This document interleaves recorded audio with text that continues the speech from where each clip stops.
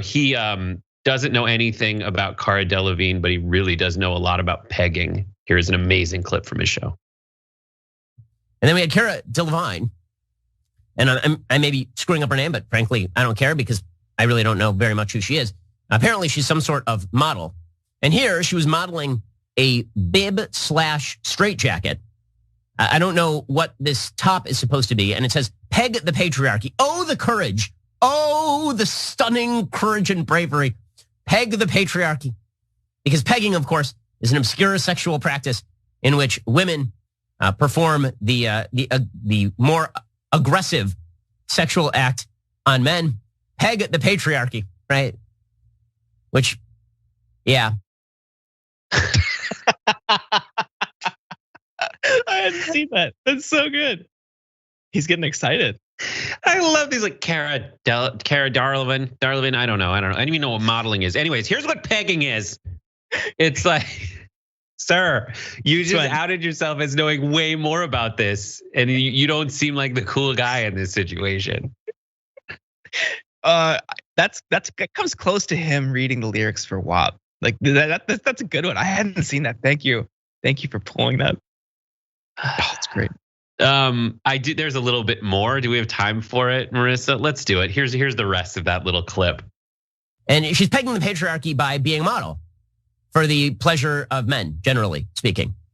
And also, she's pegging the patriarchy by wearing scantily clad outfits that say this.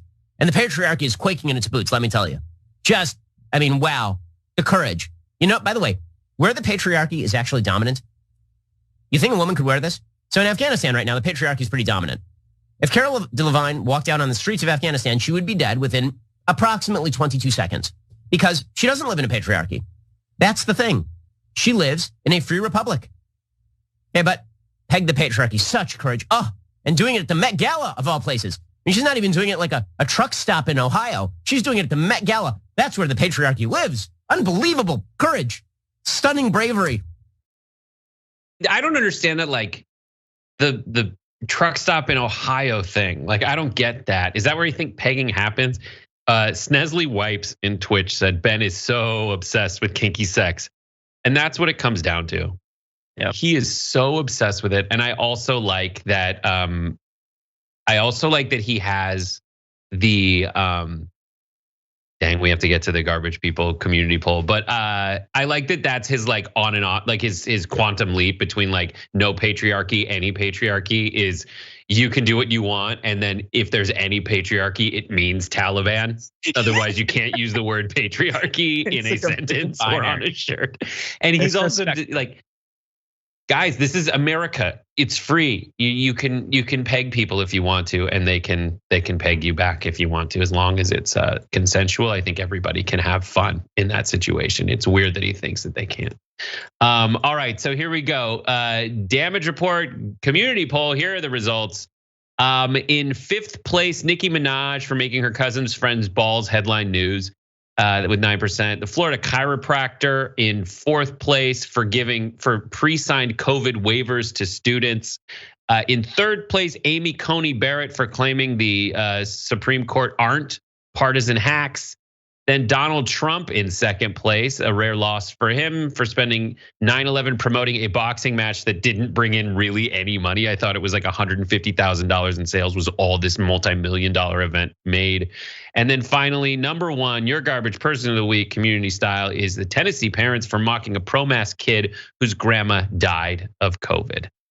So that's it. Jordan Ewell, thanks for joining us. Everybody watch Deep Dive Tuesdays and Thursdays at twitch.tv/TYT. Tuesdays after Indisputable, Thursdays after bonus episode or after the main show. And everybody now and watch the videos that he's going to be uploading over the weekend from the Justice for J6 event. You should watch that. Indisputable's up next. Get the merch. I wish a Karen would. I got some here. And you have to go now to youtube.com/indisputable_TYT to watch it. So you need to go from here to there. Do that now. Wake up. Go there now. Thank you, everybody. We'll see you next time on Monday when John is back in town.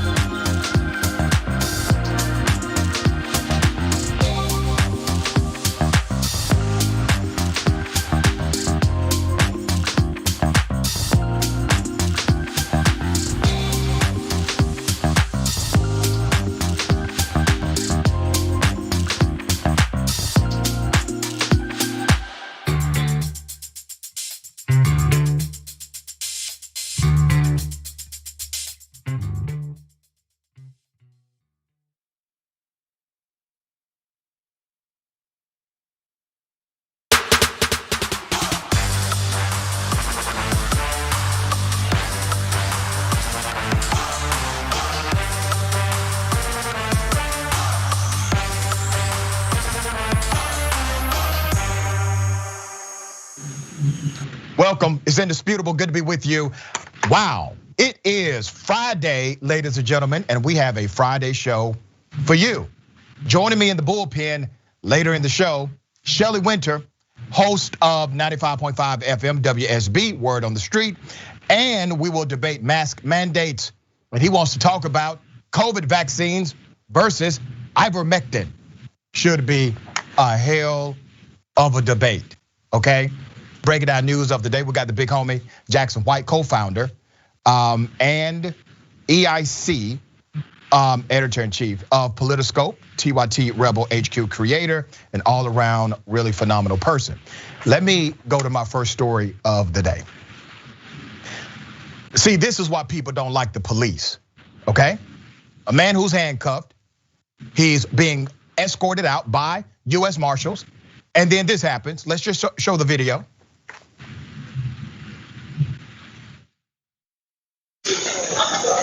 That's the one you took. Good morning. Okay. Now, producers, get ready. I'm going to show that video again. I want to provide some context to this video. This individual was arrested by the US Marshals in Mississippi. This happened in Jackson, Mississippi.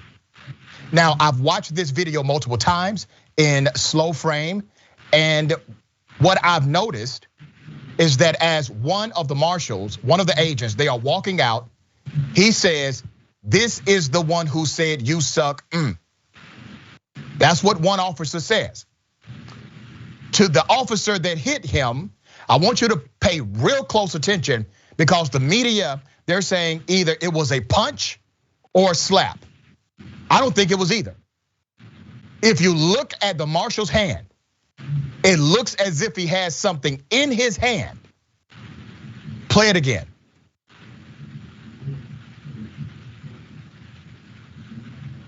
At this part, okay, That's the one you took. watch where his hand goes. Good morning. Walking. Good morning. Then he tells him, "Good morning, B word," okay? But if you look at that right hand, it looks as if he has something in that hand. Now, obviously, we need more information to verify that, but you can clearly see it does indicate the man has something in his hand. Now, I know we would like to focus on that one marshal, right? But did any of those other marshals do anything? No, not a damn thing. See, this is the culture. Obviously, it's against policy to strike a man in the face, open hand, closed fist, or with a weapon. Obviously, that's against policy, but culture eats policy alive once again. None of those marshals, none of those men who, according to the Marshal Service, they stand for justice, integrity, and service, none of those men stood up. None of those men said, "Whoa, wait a minute." None of those men even tried to intervene when the guy, after criminally assaulting the suspect, walked over to the suspect. Nobody. They would have allowed that marshal to continue to assault that handcuffed man if he wanted to. US Marshal Service, they are looking into the incident involving a member of their task force. Video sent to WLBT from a Ring camera shows a suspect in handcuffs being either punched or slapped, that's according to them, in the face as he walks out of a home in Jackson. Marshals did not comment on the specifics of the incident, but provided this statement. Let me read the statement. The US Marshal Service is aware of an incident that occurred this morning involving members of our multi-agency Gulf Coast Regional Task Force in Mississippi. We take any allegation of misconduct by our personnel or task force partners seriously, and we are currently gathering information regarding the incident. The handcuffed person has not been identified, nor has the reason for the arrest. Let me make it very clear, because I know when we post this on social media and YouTube, people are going to start saying, well, why was he being arrested? I don't give a damn why he was being arrested. I don't care. Maybe he had a legitimate warrant. This is not the issue. The issue is that police officer was unprofessional and criminal. That's the issue. He decided to handle and apprehend the suspect in that manner. That's the issue. And if you're talking about police officers doing what they're supposed to do and community supporting them, who in the hell can support that? You can't support that.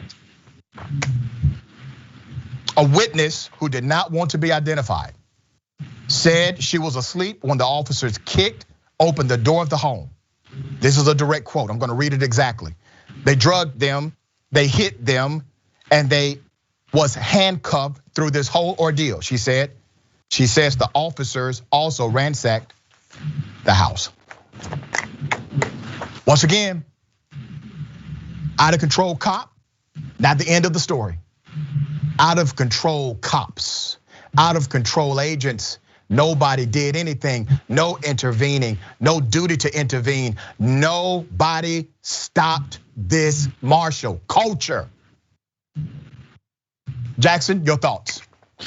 Well, my thoughts go to the fact that this is being investigated at all, because what's there to investigate? He just clearly got smacked in the face with his hands behind his back. The officers had the situation completely in control in terms of having the suspect contained, and this was completely unnecessary through and through. And really, until strict consequences become the norm, this type of behavior will continue to be the norm.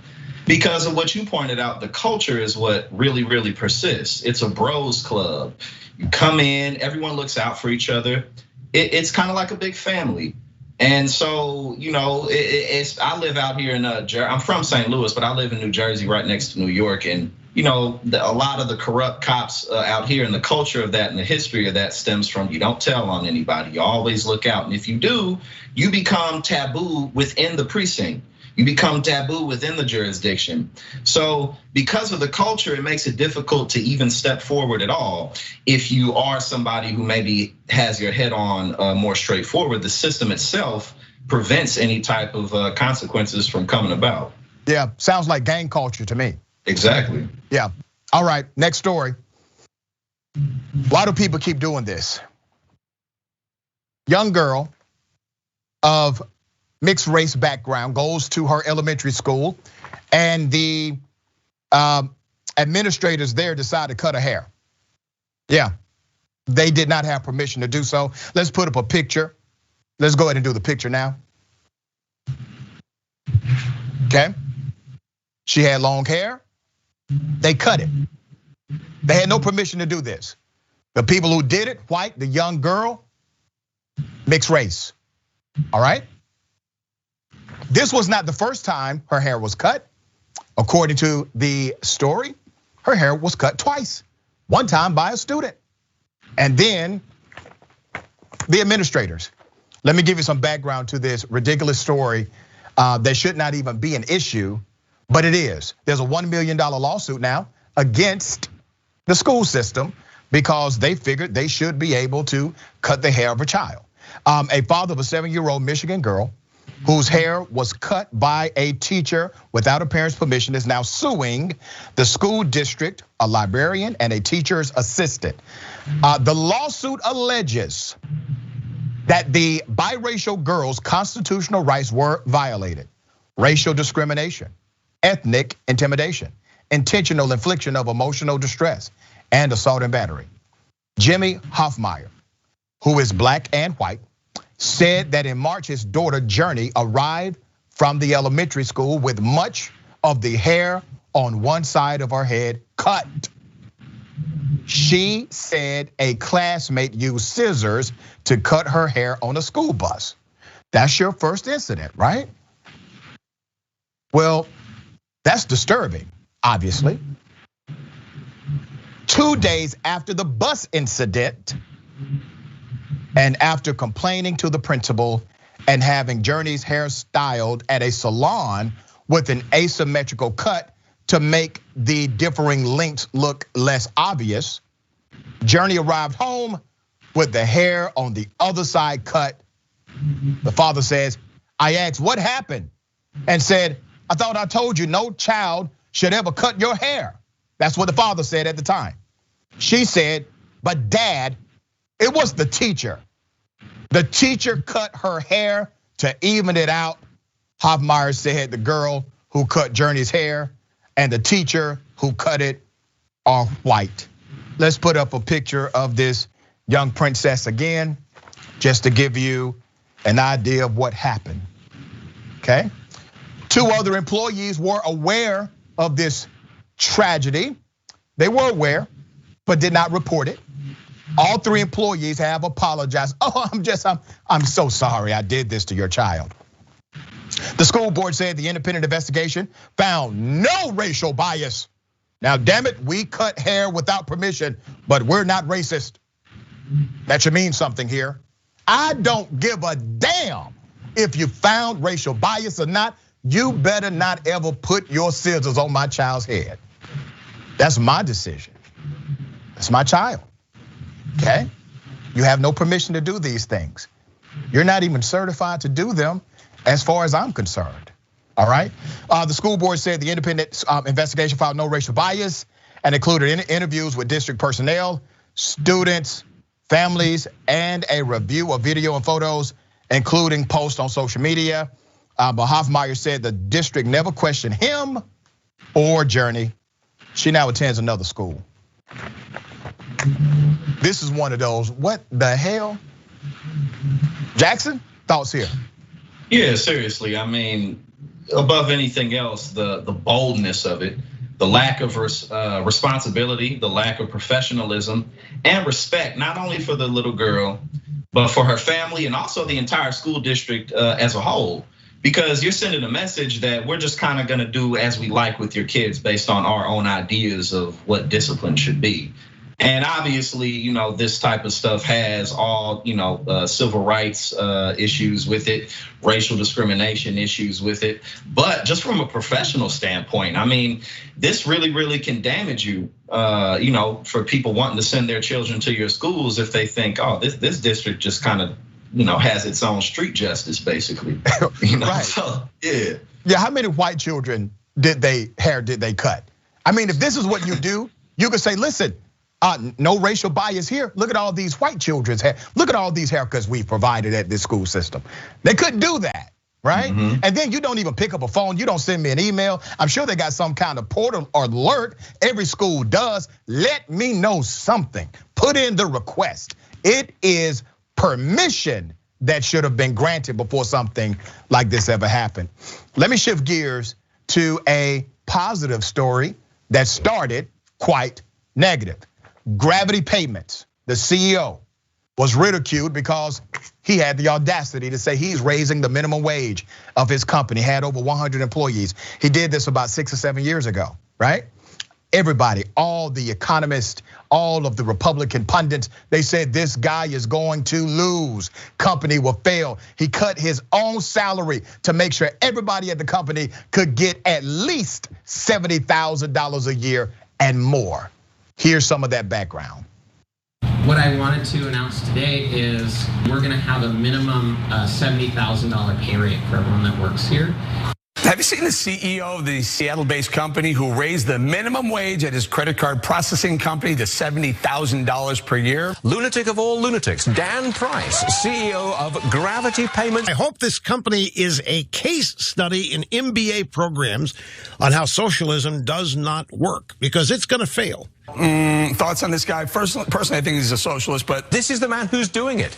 Are you a socialist? Well, look, I don't support a minimum wage increase because it's a job killer, but he's a private business owner. If he wants to do this in between hugging trees. I have a hunch we're going to know Dan Price for a really long time. But the 130 employees of Gravity Payments, I think they're going to be on the welfare line. Yeah, that's what they said about the guy, okay? Company is doing better than ever. Profits in the millions. His workers have been able to purchase homes, have children, enjoy life. His retention rate is higher than the national average. Why? Because he did what the economists and the pundits said he could not do. He was fair. He was fair, and it worked. Let's put up this amazing tweet from Mr. Dan Price, the CEO, who has done the unbelievable. Dan Price said, 6 years ago today, I raised my company's minimum wage to $70,000. Fox News called me a socialist whose employees would be on bread lines. Since then, our revenue tripled.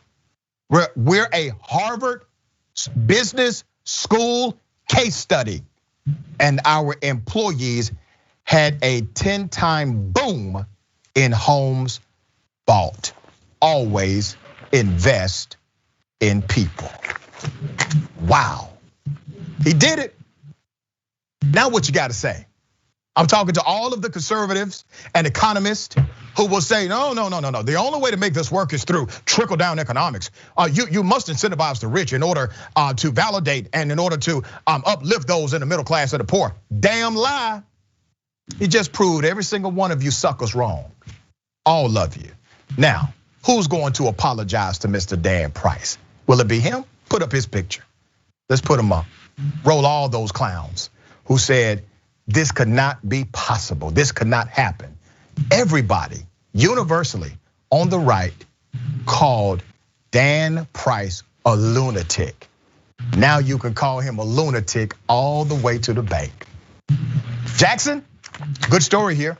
Yeah, great story. And I think what it really demonstrates is the fruits to nurturing the better sides of our inescapable human nature, and that we're a collective and social species that really aims to give help and nurture and assist one another when we're in safe and supportive environments, versus the opposite end that creates a scarcity mindset, which really is what our business culture runs on. Because it's common sense to think if you give more to people for their hard work and their efforts, they will give more to the company, they'll give more to the mission. You will attract better talent because people know that their lifestyle will be better supported if they can go there, hence higher birth rates, which the millennial generation and on, we're having babies much later. We're not owning homes, and a lot of that is due to the fact that we're not making any money. And people being in bread lines for making more is just completely antithetical to logic and reality. And so unfortunately, fortunately, this man's story is really, really popular and well known, because we see firsthand that giving more allows people to give more in return. And I love how it happened. He did not follow some fancy economist. He did not have some massive data collection operation. This happened because Mr. Dan Price ran into one of his employees that had to work a second job to make ends meet. He said this cannot be so. And because of that one employee, he cut his salary, transformed his entire matrix, and boom, 6 years later, one of the most successful companies in America. All right, we got more. It's indisputable. Stick and stay.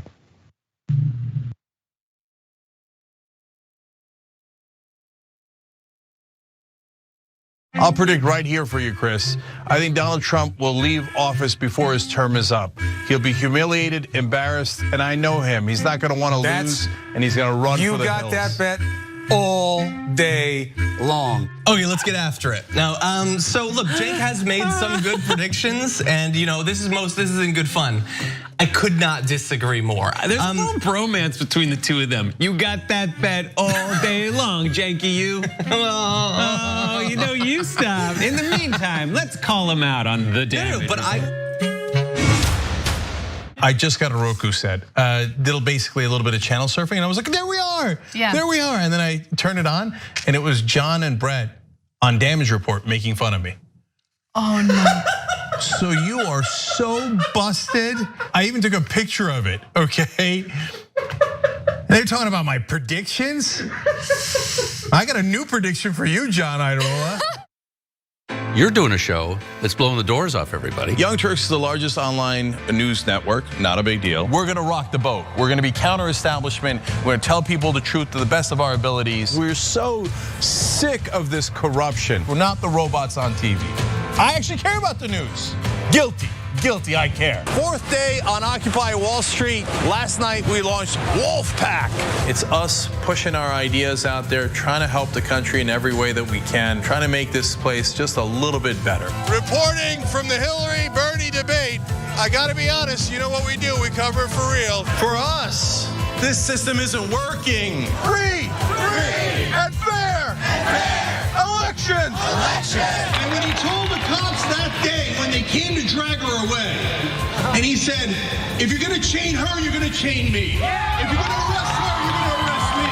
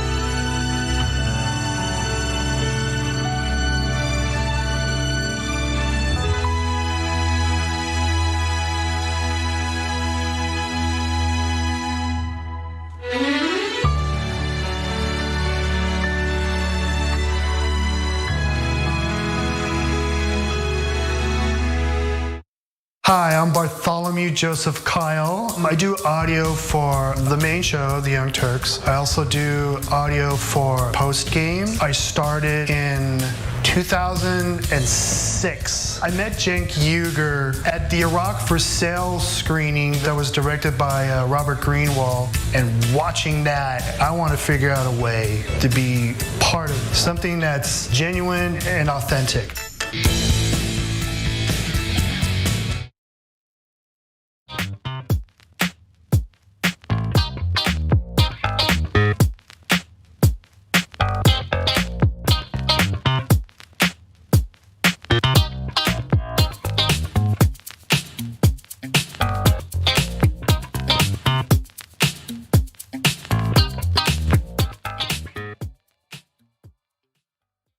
All right, welcome back. It's indisputable.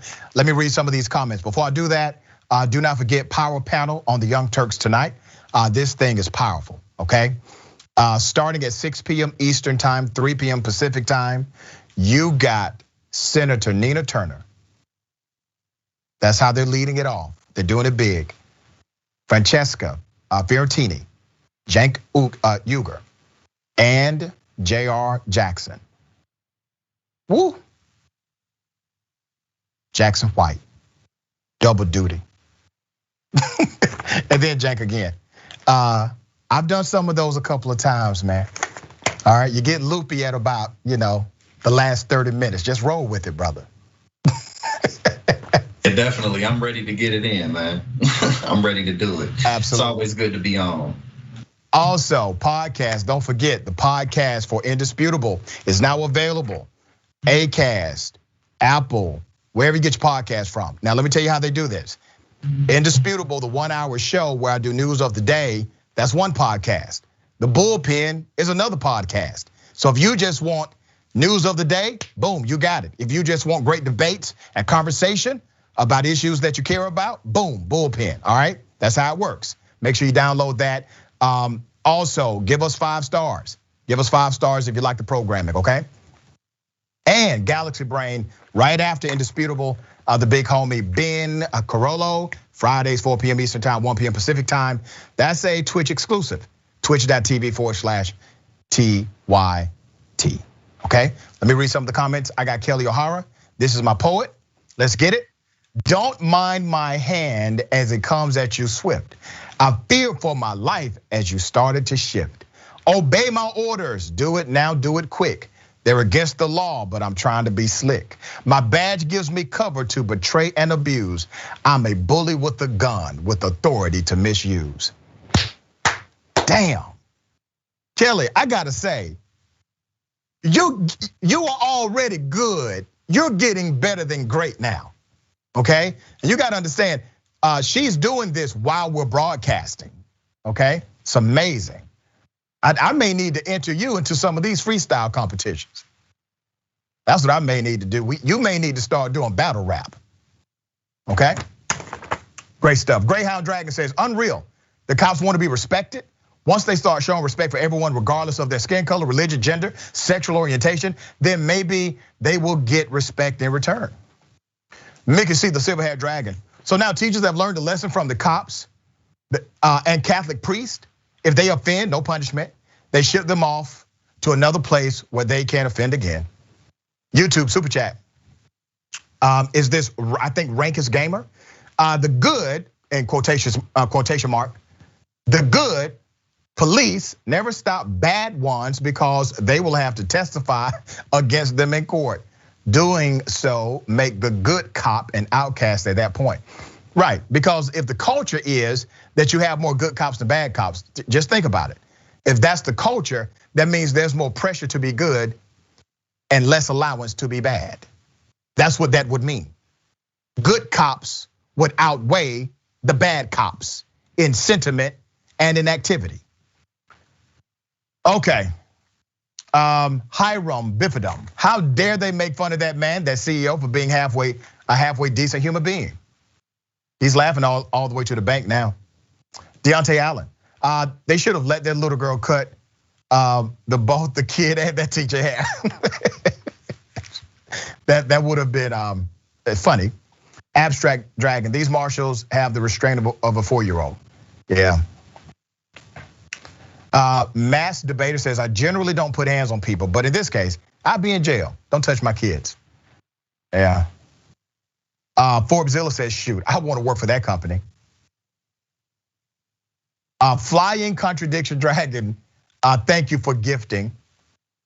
We got Lucy Winter Wolf. I used to wrap my hair in scarves way before I officially, I think you mean became Muslim, because of white people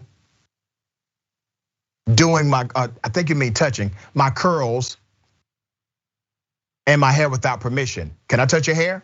Hands already in my hair. Yeah, and we've done some stories on that. RBF Dragon says, Doc, Richie, bringing hope back to depressed progressives everywhere.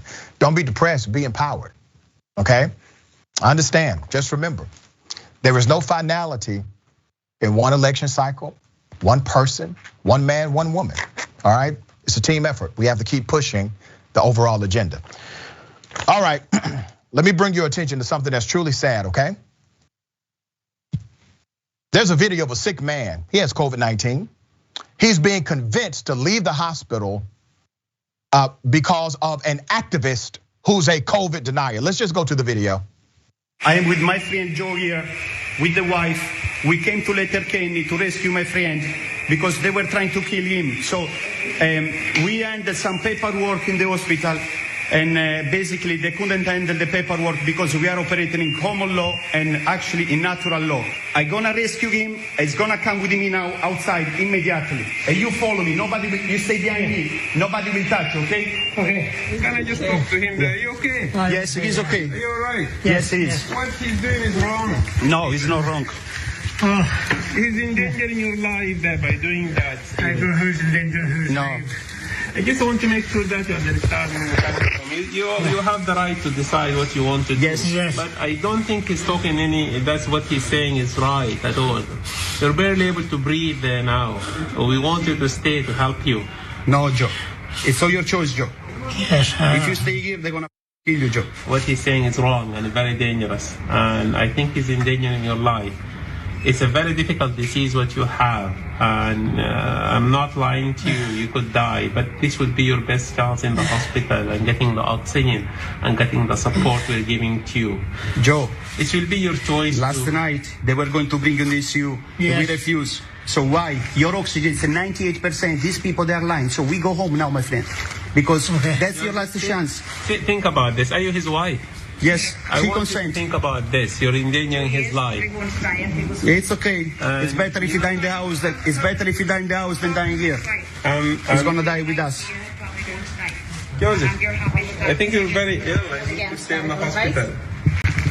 And It's your choice, but I think Joe. he's not telling you, he's not advising Come on, my correctly friend. there. Yeah. We have the people that back you up. Come on, my friend. Come on. This poor man is barely able to breathe. This activist, he's doing this for show. You know why? Who in the hell walks into a hospital with a cameraman,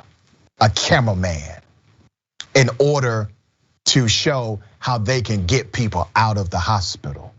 And then he says, listen, just die at home. It's better if you just die at home. This man, this elderly man, his name is Joe.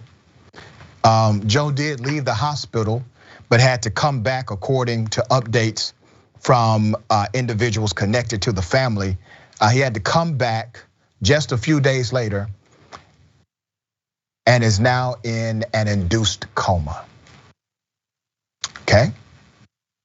But this person who decided to go in there, he's an activist, anti-COVID person, believes hospitals are in the business of killing people, okay? Now I want you to think about something. There have always been alternative medicine people in the world. They are among us now. Many of them have some really good ideas actually, okay? People that believe in more of an herbal-centric diet. Okay, that's fine. That will always be among us, right? No problem there. How many of them have ever gone into a hospital to take a sick man off the damn bed? How many? We've never seen it before because of the politicization connected to COVID. We have never seen this happen, except as it relates to COVID-19. People don't do this for the flu. People don't do this for HIV/AIDS. You have not seen people do this for cancer. They're doing it only for COVID. And you have to ask why. Because of the politics of it all. Let me give you some more background to this. This occurred on September 15th at Letterkenny General Hospital in Letterkenny, Ireland. Joe, the patient, had already been in that hospital for a week, and you could see he could barely breathe, okay? Celta Healthcare Group has said it is gravely concerned by a number of recent incidents in which groups of activists have attempted to spread disinformation about COVID-19 at hospitals. These activists are disguising themselves as rescuers. They're saying they're going into hospitals and they are rescuing individuals, okay? In a statement, the healthcare group, which covers Letterkenny University Hospital, confirmed it was aware of 2 recent incidents where groups had attempted to spread disinformation about COVID-19 at its hospitals. All right, this is very deliberate. This is intentional, and they are trying to document these rescues on their social media pages. It's deadly. I don't know why they're not being arrested. I don't understand this. What's the law in Ireland? I don't really know, but damn, if you can walk into a hospital and do that, come on. Jackson, thoughts? My initial thoughts really go straight aligned with what you said, that this really is all for show. And I think you really, really nailed it about how the politicization of COVID all over the world, people aren't doing this for the flu, people aren't doing this for HIV, people aren't doing this for anything else. Even here in the States, people going into public town halls, doing all, putting on a show, woman talking about the vaccines magnetize you. It's all for the same thing, just for views online so that people can build their profiles. And what's really sad about this is not only that Joe had trouble breathing, but he also seemed to not really be able to think very well. Yeah. And he was just kind of being influenced, and whoever could pull him the furthest is whichever direction that he was going to go. And in general, you have to think medical professionals, they have to go through 10 to 14 years of academic training and hands-on training before they can even be board certified, before they can even be allowed to be considered full attending doctors. And these are people who just look at memes on social media and Instagram, and then therefore think because they read one bullet point that they understand anatomy and they understand medicine and they understand chemistry and all these things that really truly take expertise to do well in any type of professional sense. So, the politicization, unfortunately, the echo chambers online, this is a problem that we're going to continue to deal with for the rest of our lives. Yeah, it looks that way, doesn't it? All right, Well said, brother. Ladies and gentlemen, I wish a Karen would. You want to call the police on them for having a barbecue on a Sunday. I feel free. Back off. I'm going to tell them there's an African-American man threatening my life. You know, you are the... What are you wearing a mask? The governor said to wear masks. Huh? The governor said to wear masks. Answer the question. Then answer. Did he say to wear masks? Did you say to wear masks? It's always like you the only person.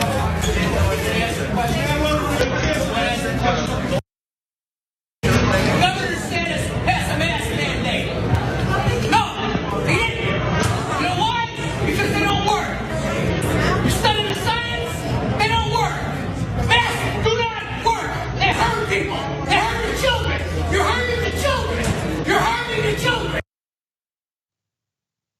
Let's analyze this. This individual is in Florida, okay? He's yelling, did Governor DeSantis say wear a mask? Okay, Governor DeSantis has mishandled COVID from day one. He is now creating other Karens.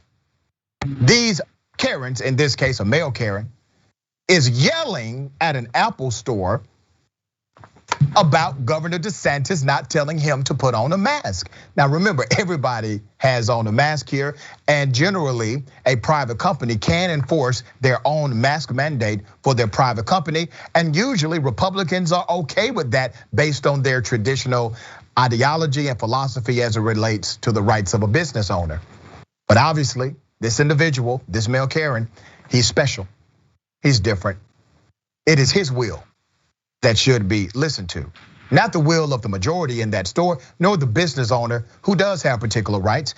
And then he says the masks do not work. Well, that's contrary to the science, but he says he has researched it himself. That's ridiculous. Masks are up to 90% effective. All data shows they are effective, period. And then he yells, it's hurting children.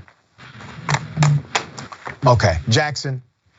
I think this is another example of someone who never sufficiently got their ass whooped. And I'll tell you what, like I don't look for trouble, but there's zero chance that if someone was yelling at me like that in a store, I would shut them up in some form or fashion. Like, you know, and two, but what's really important about this, you know, let aside the jokes, is that did my political strongman tell me to wear a mask? No. That is a serious problem. And those are the people who are more politically active than the people whose heads are screwed on more securely. So even though it may seem like these are fringe individuals, we can't think like that because they vote and they vote and they vote and they vote. You know, so.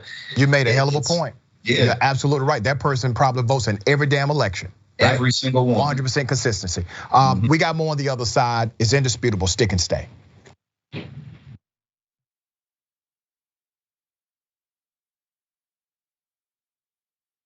You know what the progressive movement needs? It needs a little energy, a little pizzazz, maybe a little caffeine.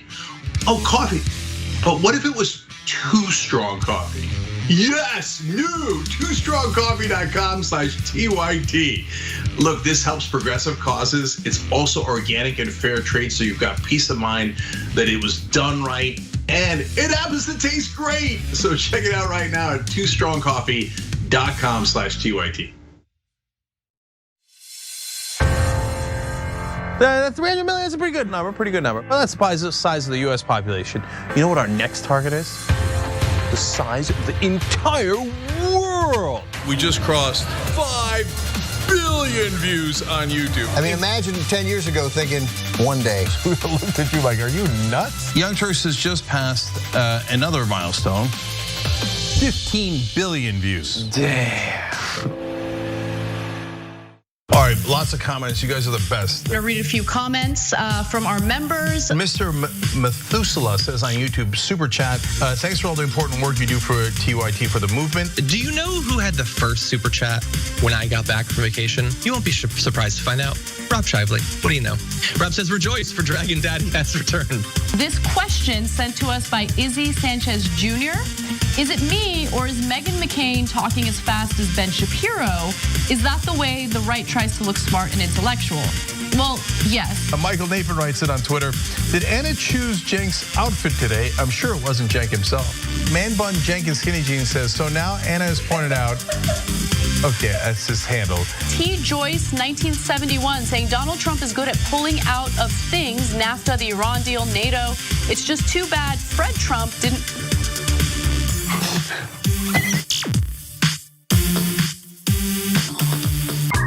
All right, let me do a little quick plug here. It's not even a plug, I'm bragging, okay? I'm bragging, watch me. We have a channel on YouTube, a whole channel devoted just to the Young Turks. It's badass, right? Wow, man. I can see the void. You guys are rock stars. Unbelievable. Senator Sanders, welcome to Rebel Headquarters. Man, you guys are amazing. We gave you what you wanted. Okay. Speaking of shirts. I have a surprise. You reached a lot of people. You are the Young Turks. And we have spread that progressive message wide and far. Let's keep it going.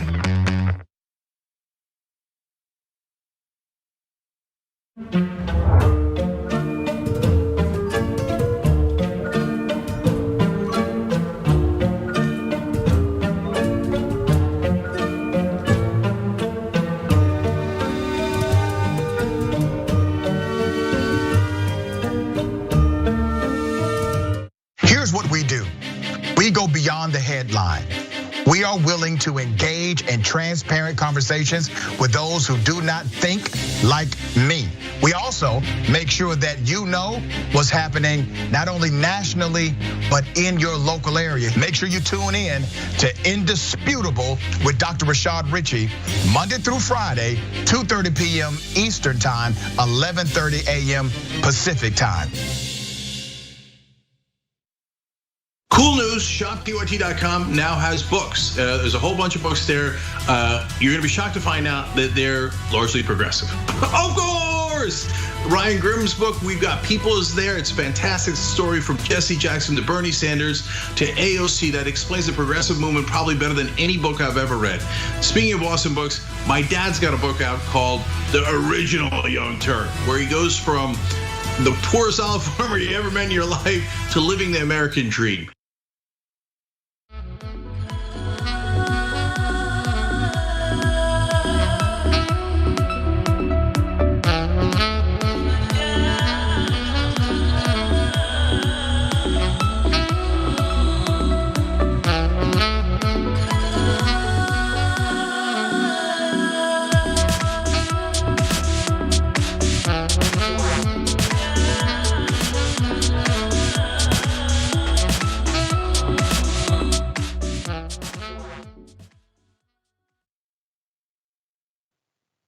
All right, welcome back. We got a lot of comments. Let's get to it.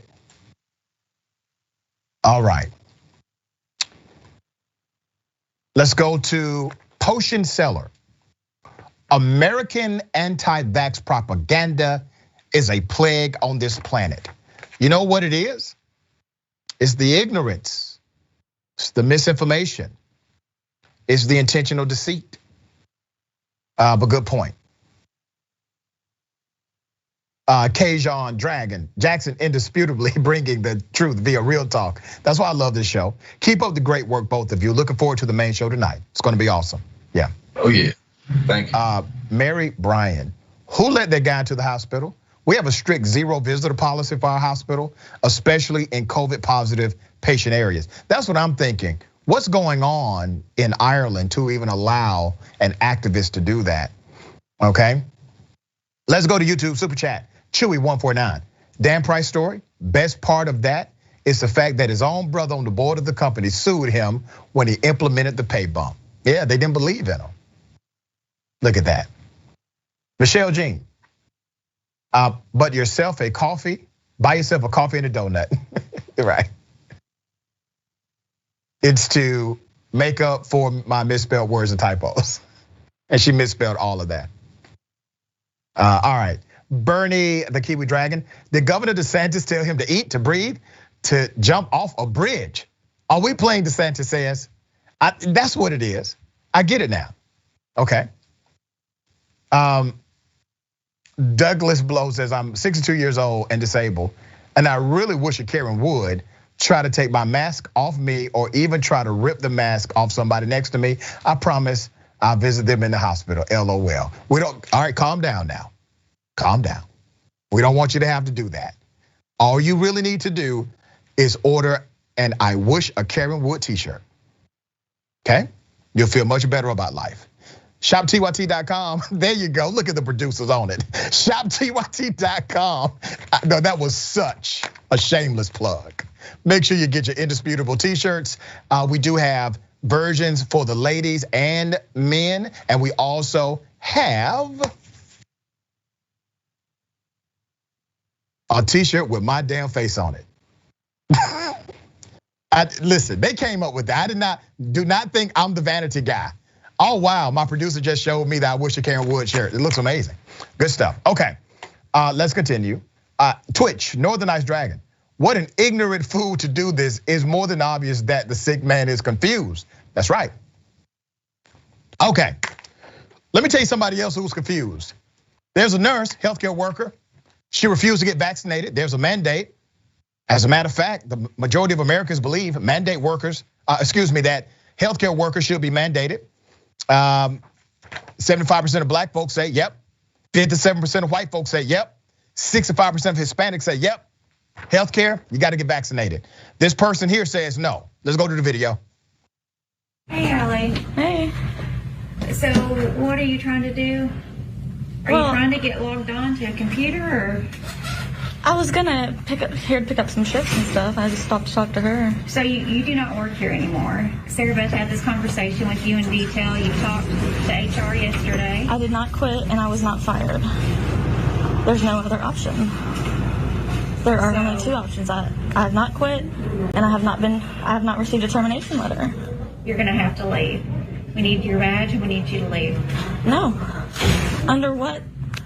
On what grounds? We do not want this to get ugly. On what grounds do you have? We're gonna ask that you do the right thing and you leave right now. No, you guys chose not to do the right thing by not giving us a choice. Who are you working? You're here. I am here. Okay. I was not able to clock in this morning. She didn't get the vaccine either. Hey Eddie, I need you over at the ambulatory surgery entrance, please. And you didn't do the vaccine either? No, sir. Okay. And I was not terminated. I did not quit. You guys keep saying we chose, but you gave us no choice. There was no choice. You guys took it away. There was a choice. Okay, so then fire us. You didn't. So then fire us. So I'm the director of security, and under my authority, I need both your ID badges. I need my termination letter. I need your ID badges right now. This doesn't have to go this way. You can cooperate or you cannot. You don't have any grounds to say I do that. have grounds. No, you don't. You were notified. I will not leave in a professional manner. You don't have my permission to record, and I'm requesting you to stop right now. You do not have my permission. You're on private property, and you can stop recording right now. I'm not giving you my badge. You can stop recording. You do not have my permission. The badge is not your property. I did not quit. I was not fired, and they're trying to remove us from the property.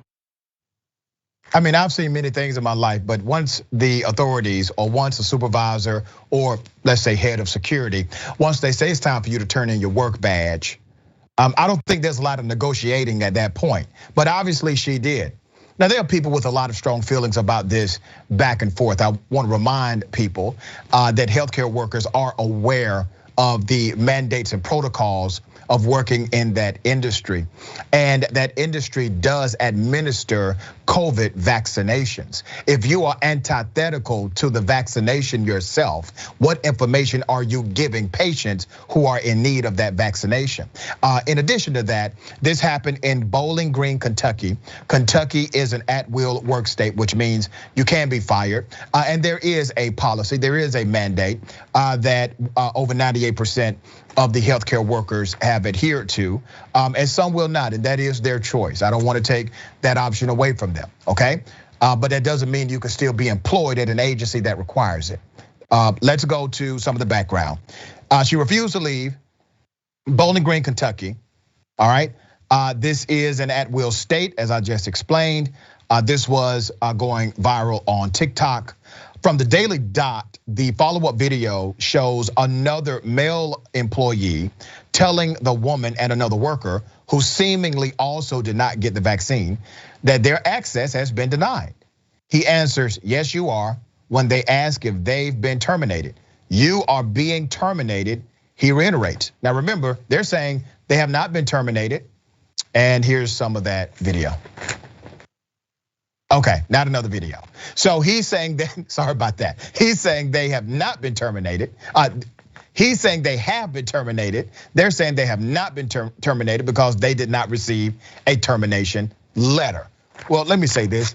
I've been terminated before in my life. I don't think I ever got a termination letter. No, I was told I was fired. Jackson, have you ever been fired before? Yes, I have actually. Did you get a termination letter? No, I didn't. I've been fired. I think I've been fired 3 times. I've been I've done a lot in my life, but at no point did I get a termination letter. 2 times they're like, just leave. And the other time I got talked to on my way in and they said, hey, sorry, we just gotta let you go. I've never gotten a termination letter before. You know, this was really interesting because in this scenario, the nurse already spoke to HR. She was aware that she could not come back to work. She was aware that she was no longer employed there. And she came back just to do the video. She came back to work just to do the video. And it looks like she had a little bit of backup to do this video. This is already settled not only statutorily, but in case law, as well as administrative policies of private companies like this hospital is in fact a private entity. So what's the problem here, Jackson? I thought these people really appreciated private enterprise being able to implement common sense policy for their company. Well, not only that, but she's a healthcare worker, so she should know better and understand the science behind it and understand that we've been getting vaccinated since the 1700s and that we've all been vaccinated for everything else. But let alone, this was a very childish country. And people need to grow up and realize that when you live in a society that has rules and regulations, there are gonna be consequences for how you choose to go about making your decisions. And especially, over 200 million people in this country have gotten at least the first shot of whatever vaccine strain that they got.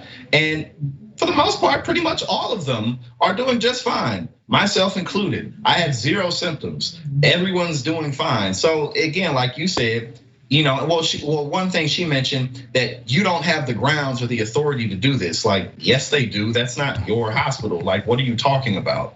You know what I'm saying? Like, you don't understand. So it really just goes to show, the hypocrisy of that type of thinking. And again, it's just, these are the battles they choose instead of let's raise wages. Let's make our education system better. This is what they fight over, right? Right. Yeah, and it's really interesting. I mean, let's start like with something simple. You know good and damn well that's not your badge. Right. You know that work badge came from them. Now that's not your property. That is a small, simple fact that you cannot comprehend. All right, good luck on the rest of the stuff. Let me go to this story. People out of Texas, they go to New York. They go to a restaurant in New York. In order to dine at this restaurant, they must show proof of vaccination. Now remember, they're from Texas. They're in New York City. You now gotta abide by New York City rules. That's how this works. Here's what happened.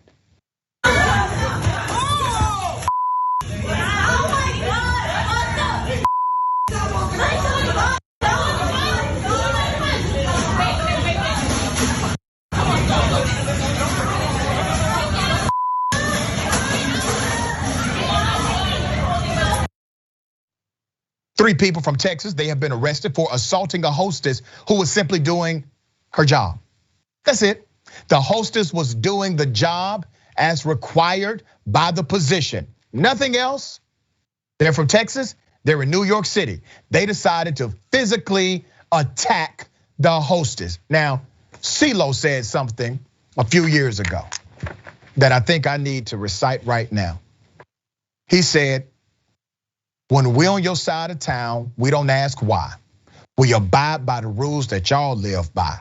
You're welcome to come, you're welcome to stay, but any disrespect, we will make your ass fly away. And they have now flew away to the county jail, okay?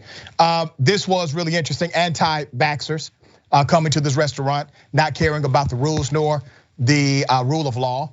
The suspects who were charged with 1 count each of a misdemeanor, assault, and criminal mischief include a mother and a daughter from Humble, Texas, and a woman with them from Houston, Texas. You see their names. This is really interesting, right? They all went to jail. They got charged. The attack comes as New York City this week became the first major US city to require hospitality, entertainment, and fitness businesses to ask customers for proof of vaccination to gain access to indoor venues. You can still dine outdoors if the option is available. Any business that fails to comply could face a $1,000 fine. Okay, let's say you don't like it. Let's say you do not like that particular rule. You don't like the policy. Physically hitting somebody is your remedy. What happened to going through the process, following the rules? These are the same people that would have told black folks who are being discriminated against because of their skin color, well, what did they do? These are the same people that would have said, well, they must have done something wrong. They just need to follow the rules. Comply. Why won't they just comply? Same people, same people. Jackson, we got a couple of minutes. What are your thoughts? Well, I actually live out here on the East Coast in Jersey, New York area, and there's an endless amount of restaurants to go to. And as you pointed out, eat outside. It's still warm. It's not cold yet.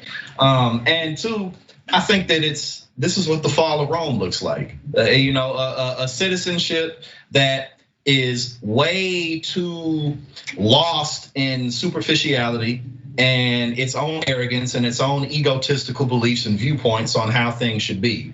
And again, you come to a different state, a different city, and you can Uber Eats, you can DoorDash. Right, so many options. Yeah, like there's so many things you can do. But again, this is an incredibly politicized issue, and it's not going away. The more I study politics and do what I do in this field, the more I'm just coming to see that these trends are gonna last for quite some time, because it's how the Republican Party keeps its base at this point. So it's just, and these are the real world consequences of it. Violence in the streets. I want to remind everyone how fragile democracy is. The oldest democracy, continuous democracy, Athens, Greece, 250 years. American democracy is 245 years old, okay? Just think about that. All right, my brother, thank you. As always, how can people connect with you?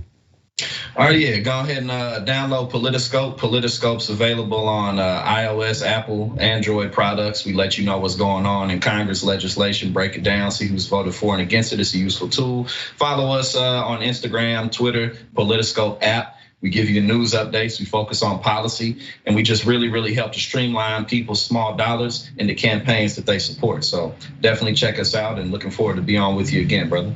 As always, brother, pleasure to have you. Ladies and gentlemen, stick and stay. Bullpen is next.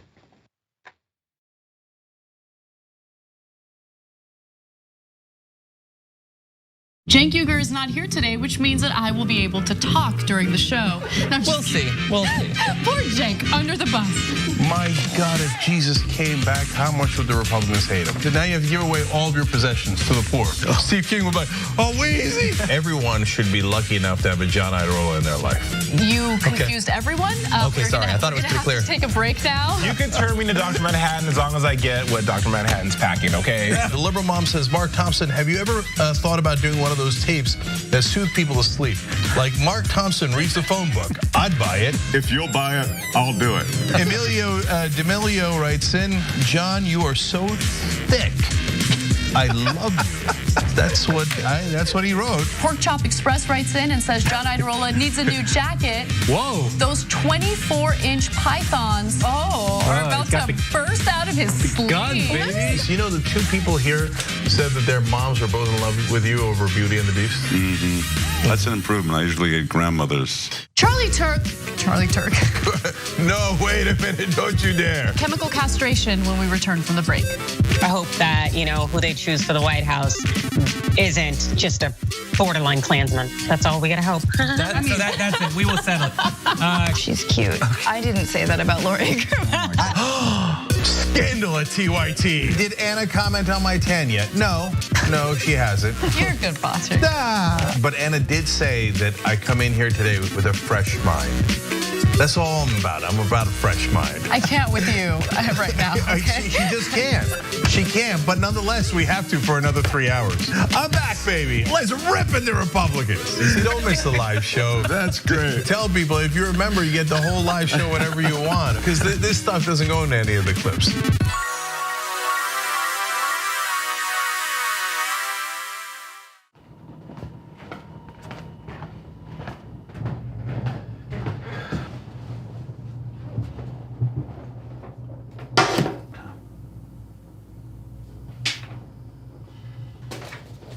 Welcome to the Damage Report. I'm John Idarola. This is gonna be a big one. Meanwhile, in the Arctic, you know where this is going. You watch the Damage Report, the Arctic's on fire. Obviously, why would we be talking about the Arctic except to tell you that it's melting once again? The Republicans aren't that interested in it. I wonder why. Lift out of poverty up to 3.7 million people, including an estimated 1.3 million children. Hashtag save the children? Not if it costs money. I mean, come on. What's happening? I'm Dr. Rashad Richey, host of Indisputable with Dr. Rashad Richey. Here's the bottom line. I play no games about policy, period. Too many people's lives are at stake. So here's what I do. I challenge conservative ideology that hinders the growth of this country. I make sure we place our facts in proper context, and I have no problem debating anyone on a position that I have.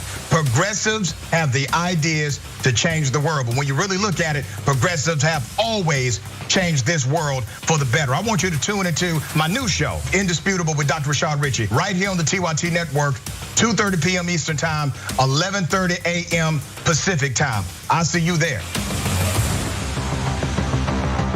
Everything that we've accomplished over the years is because of our members who've allowed us to remain independent of corporate interests and reach 20 million followers. Now is the time to bring as many people into the progressive movement as possible. We're inviting you to be the change and help bring a community-powered progressive change machine to life.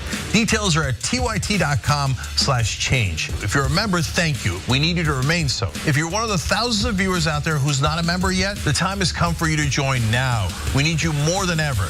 tyt.com/change.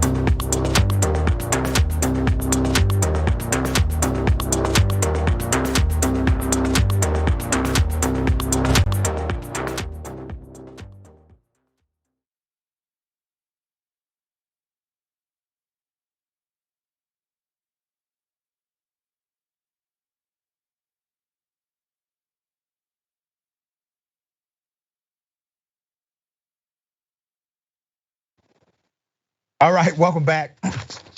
Ladies and gentlemen, let me go to some of these comments. Before that, remember, Power Panel on the Young Turks live tonight. Tune in starting at 6 p.m. Eastern time, 3 p.m. Pacific time on tyt.com/live. They got Senator Nina Turner. They got Francesca. They got Jank. They got JR. Big homie Jackson White, who just left here, he's coming back, okay? And then Jank again. It's a lot. It's good stuff. Don't forget the podcast.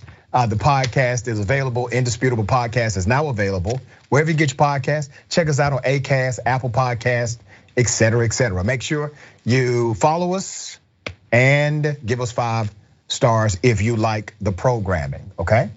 And also Galaxy Brain right after Indisputable with Ben Carollo. Fridays, 4 p.m. Eastern time, 1 p.m. Pacific time. That is a Twitch exclusive, twitch.tv/TYT, all right? Let me read some of the comments. Eric the Red says, I've never been fired as such, but if I was, I'd not be going back to work. Yeah, I've been fired. Yeah, they didn't give me a termination letter. I've been fired though. Didn't need I didn't even want a termination letter. Wanted to forget about the whole thing. All right, Boat Dragon says, she may have been following someone's advice, possibly a lawyer or union, perhaps. Textan says, on behalf of the state of Texas and city of Houston, I apologize for these morons. I hope New York City locks them up for as long as possible. Well, they were locked up for misdemeanors. They'll get bond and it's a nuisance and they will have a charge on the record. YouTube super chat, Charles Lee Joseph Massey III. I wish you Karen Wood realized you bought 2 and did lose your job. Yeah. Spin Me a Sailcloth says, what do you do when you find yourself in a world where corners are cut on even the bare minimums? Isms and schisms, rifts and divisions. These are the things that fill most people's visions. Love you, Doc, and I love you back. Thank you for that. Sassy Jazzy Spitfire Dragon, you're fired. You failed to protect other patients and workers' health. Bye. Archie 15, just refuse termination? This is like an episode of Seinfeld. That's right. Like, I don't accept your termination. But you don't have to. It's what we call a unilateral situation here, not bilateral. Okay. Pocket Trash Dragon. Trump even copyrighted the term "you're fired" without a letter. He tried to. He did go to court to try to actually copyright that term. It wasn't successful, I don't think. Dan anonymously, okay. You got a nice, trustworthy face, Dr. Richie. I appreciate that. Yeah. Not everybody agrees with you, but thank you for saying it. Rampage Dolphin, if they say return your badge, that's a firing. Exactly, that's it. That's actually the ultimate. There's no, let's talk to HR, let's try to work things out. No, give me that damn badge. This is it for you, okay? RC Tycoon 13, at will employment you say, but bye lady, yeah. Ladies and gentlemen, welcome to the bullpen.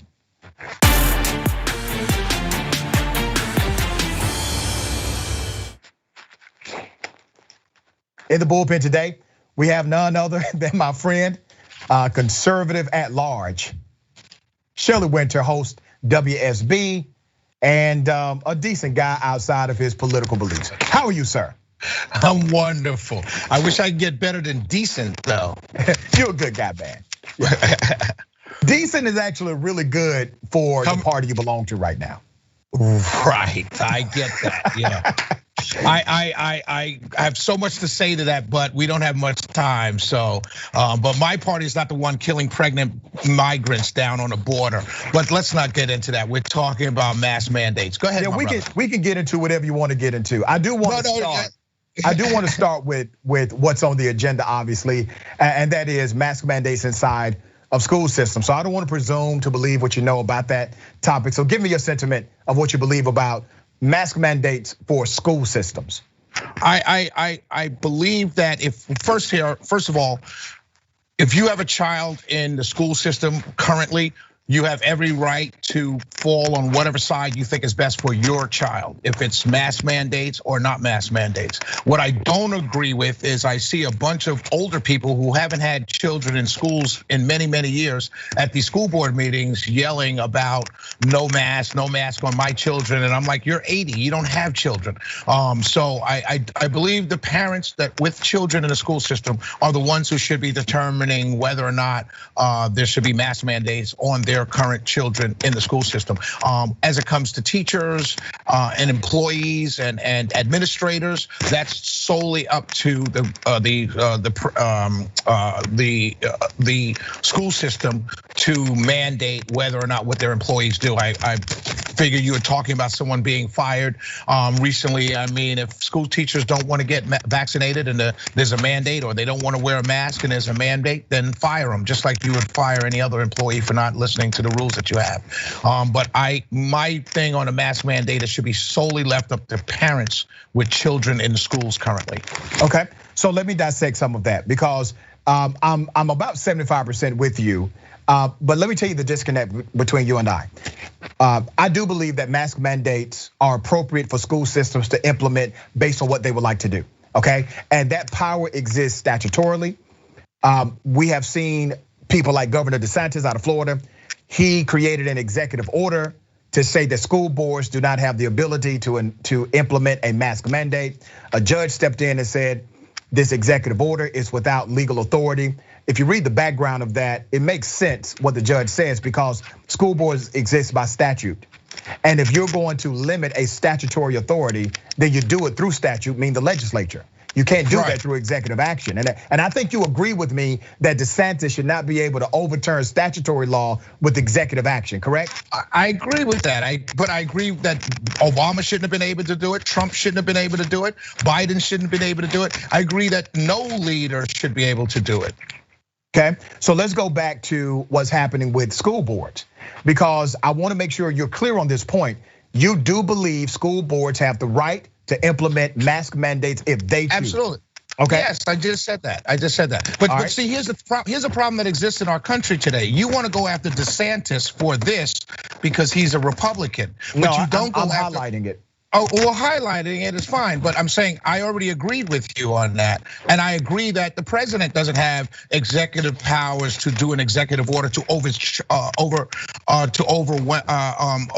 go over statutory legislative issue. So we agree on this. This is not a right or left issue. This is just it is a right or left issue. Now listen, brother, just because you are conservative does not mean you override the general sentiment of those on the right in the state of Florida. In the state of Florida, the majority of Republicans believe that DeSantis has this authority, even though it is contrary to the data and the survey of general Americans. Because out of all Americans polled, they do believe, over 60% of them believe that local school boards should have the authority to mandate masks if they feel necessary to do so. I just told you that I agree with you. Brother, I'm not talking about, listen, man. Yeah, I agree. Our conversation, brother, listen to me, Doc. Right. Our conversation has to be bigger than just what two men agree or disagree on.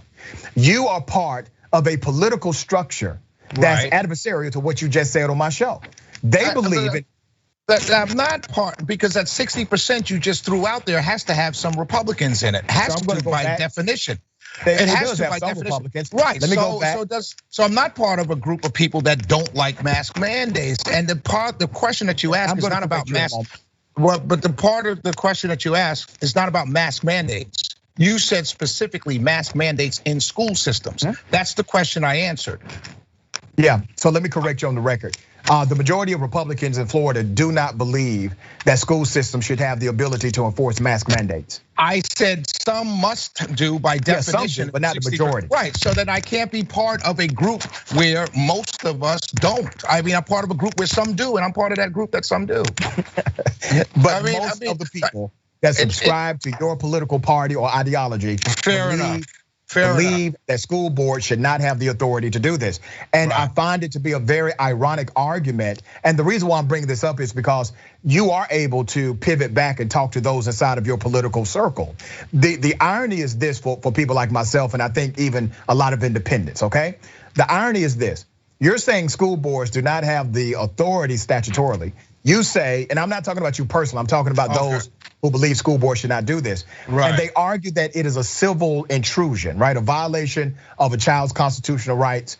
But the idea of school boards implementing mandates has been around for decades. They implement vaccine policies, they implement dress code policies. Absolutely. Right? Okay. Absolutely. All right. So the thing is, I think one of the biggest disconnects between this idea of conservative and liberal is that the idea with mask mandates with conservatives has more to do with the long-term effect, dictatorial effect on children. That's what I think that has to do with. And it also has a basic freedom issue that conservatives believe in. Democrats have no problem no, listen to me. Democrats have no problem allowing government to take over their lives and tell them what to do. There's a basic intrinsic belief in conservative people that they don't want the government to tell them what to do, even if it's something that may save their lives. And so I think that's the biggest difference. You can talk about the polling all you want, but if you're a conservative, you fundamentally believe I don't want the government telling me what to do. Okay. And that's really the biggest thing. Let me dissect that. So number one, the reason why we are talking about in part school boards is because that's where the fights are happening. Literally, parents are going up to school boards, citizens are going to school boards, and they rather throw fists than throw on a mask, right? So they're deciding to fight people physically. Medical doctors, other school board members take over meetings, fight other parents who oppose their political ideology. So that's number one. Number two, and I don't agree with that at all. Okay. And I think I said that in the beginning. Number two, the issue of Republicans wanting less government is laughable. Let me tell you why it's laughable. It's not Republicans, it's conservative voters. The Republican people that get elected, that's why you have a term rhino. That's why you have people that don't agree with Republicans. That's why you have conservatives who don't turn out to every election so the idea of the Republican Party is divorced from the reality of the average conservative on the street. Just like the idea of the Democratic Party that screamed about how they wanted to do reparations and still haven't given it to you all as the base is divorced from the reality of the basic liberal Democrat voter. They're two different groups of people on both sides of the fence.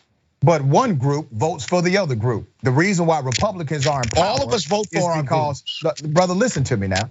Right. The Republicans that are in power, they had to win a Republican primary. Right. Where Republicans ran against Republicans, and Republican voters decided to participate. Same on the Democrat side. My point to you, brother, you can't divorce, for the sake of an argument, Republican voters from the politicians they elect and support. You can't make that divorce happen here. Sure you can, because you know why? No, Shelley. You know why I can? Because for 40 years I've been going to black barbershops and I've been saying to other people and they've been saying to me, I'm tired of voting for the lesser of two evils. So you most certainly can divorce the two. When you're in a position. That's really interesting. That's not really interesting. Listen, I appreciate your data collection at barbershops. We're not a monolithic people. We actually are expanding beyond barbershop talk. You just made my point. Yeah, we are expanding beyond barbershop talk. So So conservatives are not a monolithic group. No, you're definitely not. I'm talking about the majority sentiment. Thank you. Down goes Richie. The majority sentiment. Come on, man. Come on, brother. Not on your You just made my point.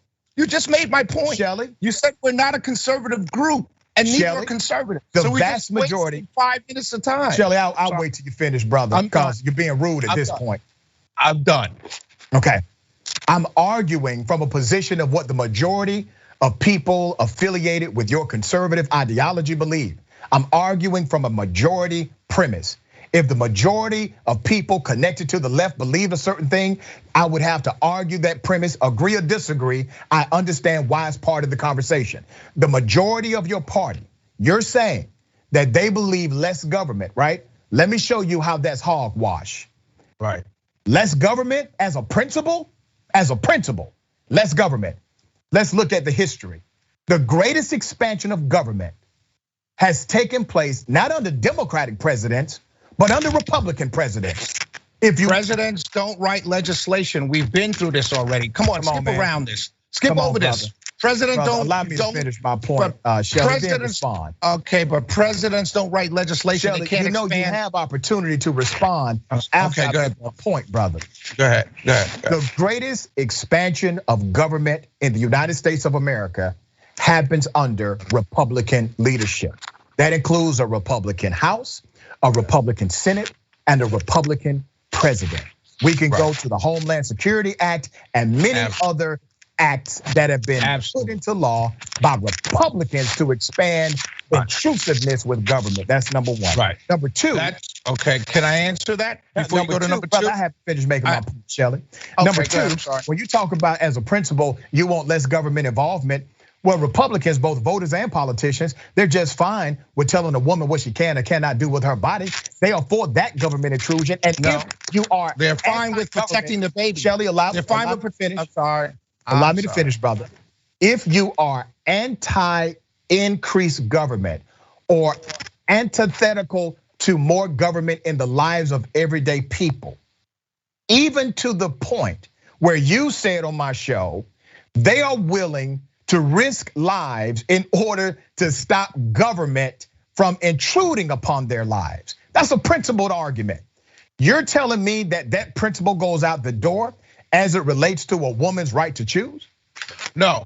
What I'm telling you, so let's go back to the beginning. First of all, the reason why so many Republicans ran to a Donald Trump is because they've been fed up with Republicans who've come before them every time there's an election, and they've said to them, oh, I'm for less government, I'm for less spending, I'm not gonna do this, I'm true conservative. They get elected and they don't do these things. And that's why so many people responded so positively to Trump who were conservative. John McCain got murdered in the election. Mitt Romney got murdered in the election because conservative voters who believe in less government saw these guys as not true Republicans. So that's the first thing. The second thing is, as it pertains to abortion, Republican voters are not trying to control a woman's body. They're trying to protect the life of the baby, period. Abortion has nothing to do with, that's your talking point about abortion being controlling the woman's body. No, conservatives who are anti-abortion are protecting the baby. That's it. Okay. There's nothing to do with the woman's rights or anything in their minds. I'm not arguing, and I don't want to argue abortion with you because we're talking about COVID. I'm going to bring your rebuttal. Yeah, okay, that's fine. But when I tell you, as I talk to conservatives all the time, their argument is not to attack women. Their argument is to protect the baby. Yeah, but they see themselves. Well, that's fine. I'm telling you what their argument is. As much as you want to believe it's well, I gotta finish talking just like I allowed you to. But at the end of the day, as much as you guys can talk about this idea that you're taking away a woman's right or intruding on a woman's rights, they view it as protecting the baby. All right, so let me respond to that. The majority of the legislature, Republican controlled in Alabama, passed a law a couple of years ago that said even if a woman is raped, even in the case of incest, they will still have to have that child. And if they decide to abort that child from rape or incest, they will get more time in prison than the person that raped or molested them. That was passed by a Republican legislature out of Alabama. That was the law for a period of time in the state of Alabama. Let me go beyond. And what happened to that law? I allowed you to finish, brother. But I'm saying, what happened to that law? I allowed you to finish, brother. This is an absurd argument. It's not an absurd argument. It is an absurd argument. Allow me to finish my argument, sir. Allow me. I allowed you. Right. Okay? Because if you don't see that the law that allows someone, I am going to finish my argument on my show. I promise you that. You're not going to stop this truth, brother. It's going to come to you like a train. I didn't say it wasn't truth. It is truth, but it's a faulty premise. Here's the other part of the argument. Do you not understand the faulty premise idea? Here's the other part of the argument. Virtually all Republicans who believe in this fantasy world that somehow the conception is when the baby is there. Let me say this. Everyone who says, well, life begins at conception, they utilize a biblical standard for that definition or that particular platform. Let me be very clear. If you want to use a biblical standard, Shelley, let's use a biblical standard, okay? All right, you want to do that with me? Can we do that together? No, because it's again, we're wasting your listeners' time because we're having a stupid argument. Shelley, come on, we're having a dumb argument. Because you can run through the Bible and say all kinds of stuff. First of all, hold on. Well, this is real talk.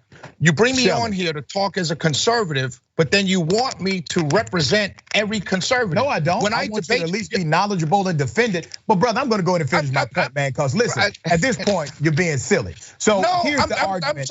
I'm telling you my opinions. Okay, and then Shelley. you want to tie me into the majority of conservatives. Okay, I'm going to tie an argument into the majority sentiment of why most politicians and voters on the Republican side say that they can take away a woman's right to choose because they are protecting the child. If you believe that life begins at conception. I believe that life begins at the start when you see something beating in the heart. So let's start there. You see, you're applying stuff to me to make an argument, and I'm not trying to win an argument with you. I'm trying to have a nice, nuanced dialogue for an audience of people watching us. I'm not trying to win or lose, but you're putting. You have interrupted my point 4 times now. I got a ticket. Yeah, because I mean, it's just ridiculous to have this waste all this time. I'm making it as a rebuttal to what you said. But it's not a rebuttal. You understand? It's not a rebuttal. Well, okay. Are you afraid to hear what's about to come, brother? I already know what's about to come out because you guys say it all the time. Yeah, they all say it. They're all in your chat room right now saying the same thing. Shelley, I mean, it's a ridiculous. When are you going to shut the hell up? I don't know. 4 o'clock. Okay, you finished? I'm done. Finish or you done? I'm done. Okay. Everyone in the Republican Party, voters and politicians that utilize a biblical standard in order to say life begins at conception, they are missing one element that's right inside of their own Bible. And the biblical standard for life or a living soul is when Adam was created. Adam was a biological entity. Adam was living based on scientific definition. He was created, right? That's how the biblical story goes. Adam did not become a living soul until something happened to Adam. Adam only became a living soul when, according to the story, God breathed into him the breath of life. It was only when there was a respiratory function that Adam, according to the Bible, became a living soul. The Bible says that when God breathed into Adam, Adam thus became a living soul. There was a respiratory function first. So even though, this is my overall point, so let's abort Adams. Let's abort men at 25 years old. Okay. Let's determine life starts when God breathes the breath of life in you. Okay. And if you're an atheist, then you can never be aborted because you don't believe in God. And if you're a Muslim, if you never believe in Adam and Eve that they believe in to show how silly the point is. I'm making your point sillier by telling you everything that you're saying is a ridiculous premise in an argument over policy. That's what I'm trying to point out to you. Wait a minute, hold on, bro. Hold on, wait a minute. Think about what you just said. But why you sit there? I'm not talking about them. I'm talking about Shelley. Okay. No, Shelley. I'm talking about Shelley. I'm not talking about them. Come on, man. Damn. It's a ridiculous brother, listen, let me tell you something. If I was on WSB, I would respect your show, brother. I'm respecting your show. No, hell, you're not. Yeah, but you're not respecting the argument. And that's primary. It's not about the show, it's about the argument, it's about the debate. And the debate is not about Republicans' idea of conception. I'm not sitting here telling you that. So I've been friends with you for a long time, but you're one silly ass person. So I'm gonna finish my argument. You're gonna call me names? Really? Yeah, you silly as hell. Look at what you're doing. I'm gonna take this video back to you, and you're gonna realize how silly as hell you are. Right. Now, you just said, Shelley, and you're tied. Your neck is too tight. Fix your jacket. Okay. We gonna call names now? Come on, man. Come on, man. You have politicians in your political party. Out your shoulder jacket. Come on, man. You have politicians in your political party that base their entire political policy agenda on their religion. That's what they have. That's what they say. Right. And then there are people in your politics. There are people on your side of the fence that base their entire policy positions on a lack thereof any faith tradition, whether it's any kind of religion, based on the power of the state. So I mean, it's just come on, just wasted 20 minutes. I appreciate the opportunity. Shelley, it's because you kept doing you're scared, Shelley. You're scared of points, and so you kept trying to interrupt because you're afraid of. Afraid of what? I don't know, man. I don't know. Adam, it may be that silly ass shirt you got on. Maybe it is. Maybe it could be. It could be possibly. It could be possibly. Shelley, I know shoulder pads and suit jackets went out in '89, brother. Peace out. Brother, I appreciate you being on Indisputable, man. Thanks for coming to the bullpen, Shelley. All right. Love you. I love you back, man. Have a horrible day. All right. Ladies and gentlemen, remember, take care of yourself, take care of each other, take care of the planet. Remember, the truth is always indisputable.